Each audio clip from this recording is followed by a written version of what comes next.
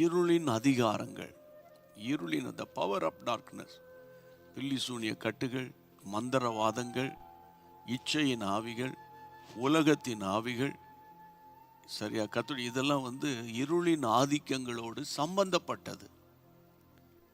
இதெல்லாம் இருளின் ஆதிக்கங்கள். கத்துடைய பிள்ளைகள், இருளில் நடமாடுகிற கொள்ளை நோய்கள், இரவில கடந்து அங்கே இங்கே அலைஞ்சிக்கிட்டு கிடக்கிறது, நைட்டில் சரிவர தூங்காம செல்ஃபோனில் தங்களுக்குரியவர்களோடெல்லாம் பேசி கொண்டு இருப்பது, தவறான தொடர்பில் இருப்பது, இருளின் ஆதிக்கம். இருளின் ஆதிக்கம். அப்போ இருளின் அதிகாரத்திலிருந்து நம்மை விடுதலை ஆக்கினவர். விடுதலை. உங்களுக்கு விடுதலை இருக்கா? செல்போன் மேலே உங்களுக்கு ஒரு விடுதலை இருக்கா?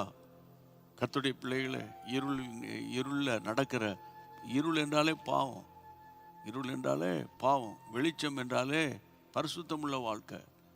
பைபிளில் சொல்லுகிறது, ரட்சிக்கப்பட்டவர்கள் வெளிச்சத்தின் பிள்ளைகள். அப்போ இருளின் பிள்ளைகள் பாவத்துக்கு அடிமையானவர்கள். அப்போ இந்த நாட்களில் இந்த சத்தியத்தை நீங்கள் கேட்குறீங்க. பொதுவாக ஆவிக்குரிய சபைகளில் இந்த மாதிரி ரட்சிப்பை குறித்து பிரசங்கம்லாம் இப்போ கிடையாது. அதனால தான் ஞான ஸ்நானம் எடுக்கிற மக்களுடைய எண்ணிக்கை கணிசமாக குறைந்து போய்விட்டது. அதனால பார்த்தீங்கன்னா இன்றைக்கு இந்த ரட்சிப்பு, மனம் திரும்புதெல்லாம் இன்னைக்கு ஒரு பெரிய ஒரு கேள்விக்குறியாகிவிட்டது. அந்த நாட்களில் பெரிய பெரிய சுவிசேஷ கூட்டங்கள் நடக்கும். மக்கள் கண்ணீரோடு கூட ஓடி கையை உயர்த்தி, இயேசுவே என்னை ரட்சியும், இயேசுவே என்னை ரட்சியும் என்று சொல்லுவார்கள். இந்த ஆப்பை டவுன்லோட் பண்ணி வச்சு நான் மொபைலில் நான் பயங்கர கேம் ஆடிக்கிட்டு கிடக்கிறேன், என் டைம் எல்லாம் அதில் வேஸ்ட் பண்ணுறேன். ஒய்ஃபோட போய் டைம் ஸ்பெண்ட் பண்ணுறதுக்கு நிறைய பேருக்கு நீ விருப்பம் கிடையாது. பிள்ளைகளோடு கூட டைம் ஸ்பெண்ட் பண்ணுறதுக்கு சிலருக்கு விருப்பம் கிடையாது.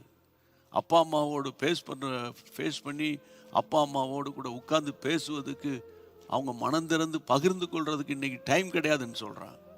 ஆனால் அவங்க ஓயாமல் செல்ஃபோனில் நிறைய கேம்ஸ் எல்லாம் டவுன்லோட் பண்ணி வச்சு இன்றைக்கி பார்த்தீங்கன்னா அதில் விளையாடி அதுக்கு அடிமைத்தனத்தில் சிக்கி இருக்கிறாங்க. அப்போ இன்றைக்கி விசுவாசிகள், பாரத்தோடு சொல்கிறேன், நீங்கள் யாராவது இப்படி ரட்சிக்கப்பட்டு பின்வாங்கி போயிருந்தால் ஆண்டவர் இந்த சாபத்தை முறிக்க வல்லவராயிருக்கிறார்.